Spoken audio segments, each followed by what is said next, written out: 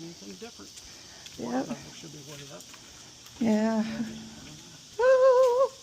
Oh, Well, having this barn thing here makes more sense now that we've seen the wild horses, and they're supposed to have bison, I guess, yeah. which we haven't seen yet.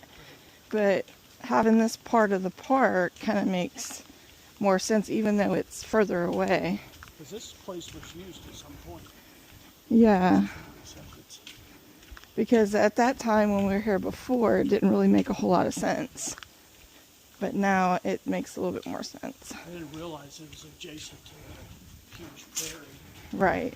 Because you can see the cattle and stuff.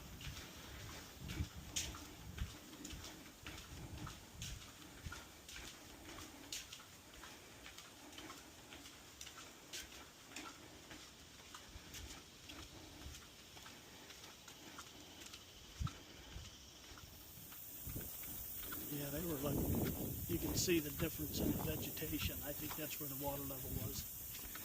So we could do the water over there.